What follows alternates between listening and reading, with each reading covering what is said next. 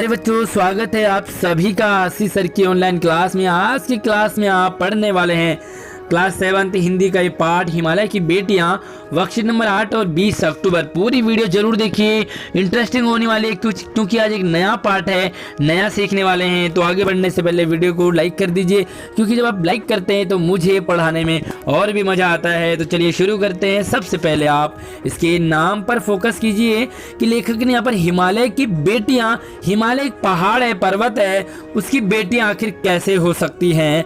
तो जहाँ पर निर्जीव को सजीव की तरह दिखाया जाए उसे कहते हैं मानवीकरण।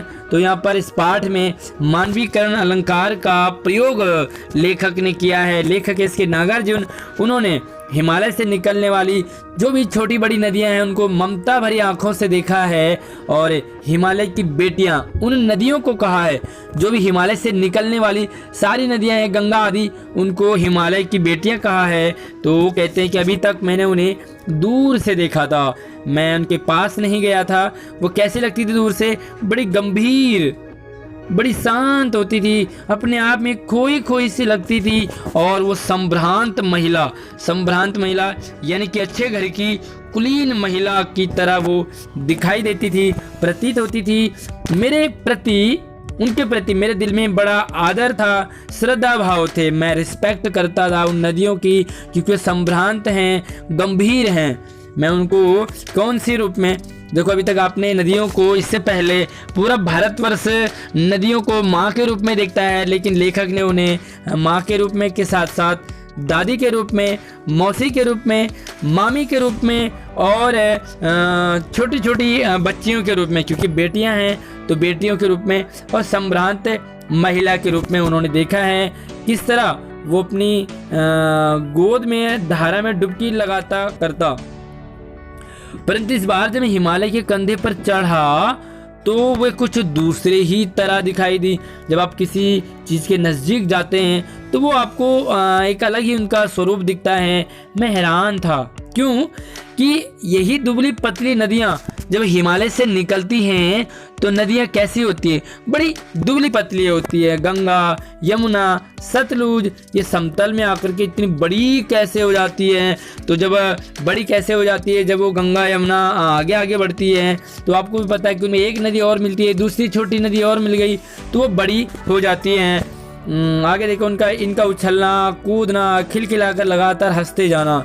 तो यहाँ पर जो भी वर्णन किया है, क्योंकि नदियाँ हैं, उनका उछलना, कूदना, हंसना, ये सारी क्या है? मानवीकरण है, यानी कि मनुष्य की तरह उन्हें दिखाया गया है कि जो नदियाँ हैं वो प्लेन्स में आकर के तो प्लेन हो जाती है, समतल हो जाती है, लेकिन जब पहाड़ों पर, हमारे उत्तराखंड में अगर आप जाओ के देखोगे तो वहाँ पर हिमालय मतलब नदियाँ पहाड़ से उछलती कूदती आती है।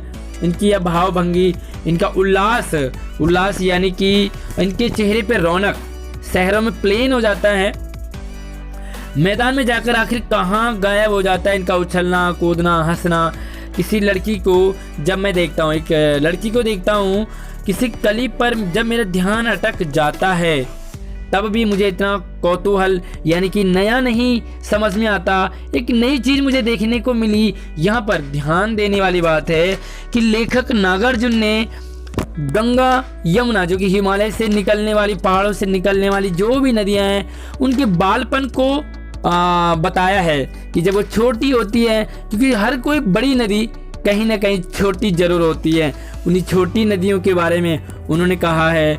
वो कहते हैं कि विश्व में नहीं होता जितना इन बेटियों की बाल लीला देख करके। जब मैं हिमालय पर चढ़ा, नज़दीक जाके देखा तो वहाँ पर ये गंगा यमुना जो शांत दिखती हैं, हरिद्वार आदि में, वो पहाड़ों में कितनी उछलती है, कूदती है, हंसती है। तो ये है यहाँ पर नदियों की चर्चा। तो पहला प्रश्न भी यही है कि इस गद्यांश को पढ़ करके आपको क्या लगता है, यहाँ किसकी चर्चा हो रही है?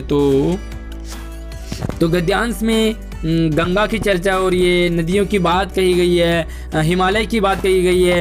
तो यहाँ पे लिखोगे आपको, मुझे लगता है यहाँ इन्हीं नदियों की चर्चा हो रही, गंगा यमुना आदि की, और हिमालय की यहाँ पर चर्चा हो रही है। तो दूसरा बड़ा प्यारा सा सवाल है, इस गद्यांश में कौन कौन सी नदियों की बात कही है? यहाँ पर नदियों की बात आई है, तो कौन कौन सी है वो नदियाँ? तो चलिए यहाँ पर कुछ 2, 3, 4 नदियों की बात की गई है गद्यांश में।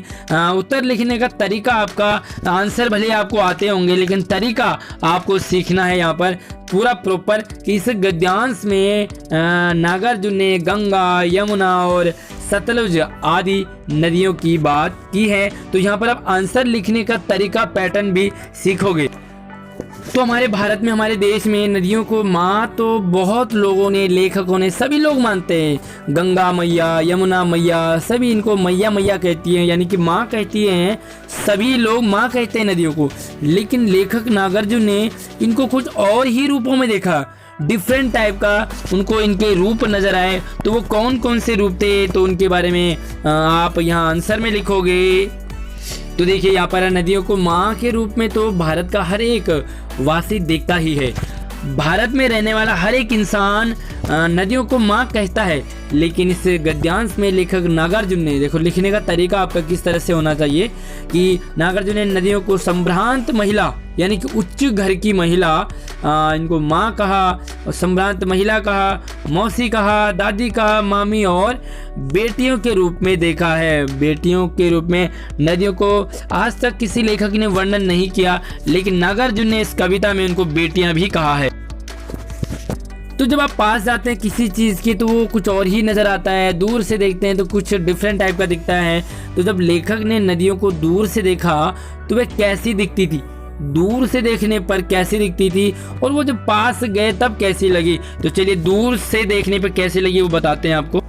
तो दूर से देखने पर नदियाँ कुछ इसी तरह से दिखाई देती है। कैसी कि दूर से देखने पर लेखक को ये नदियाँ बड़ी गंभीर, क्योंकि नज़दीक जाने पे उनका उछलना कूदना दिखता है, दूर से तो शांत दिखाई देती है, बड़ी गंभीर मुद्रा वाली, बड़ी शांत दिखाई दी और अपने आप में खोई हुई रहने वाली तथा उच्च कुल की कुलीन महिलाओं की तरह लग रही थी। संभ्रांत महिला, तो संभ्रांत यानी कि अच्छे घर की जो कुलीन महिला होती है उन्हें संभ्रांत महिला कहा जाता है। तो इस तरह से इसका आंसर लिखोगे।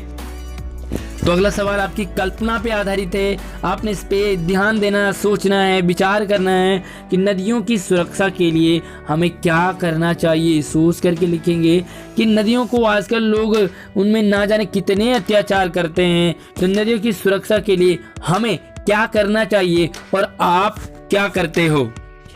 तो कुछ काम मैंने यहाँ पर लिखे हैं, आप उन्हें ध्यान से समझिए कि नदियों की सुरक्षा के लिए हम छोटे छोटे एवं अनेक कार्य कर सकते हैं। छोटे छोटे काम हो सकते हैं हमारे, जैसे कि पहला यहाँ पर है कि इनको गंदा नहीं करना है। नदियों को गंदा लोग बहुत करते हैं, तो गंदा नहीं करना। दूसरा देखो, नदियों में कूड़ा नहीं डालना है, कूड़ा कचरा डालने से नदियाँ गंदी हो जाती हैं। नदियों में कपड़े धोना या गाय भैंसों को नहीं नहलाना है।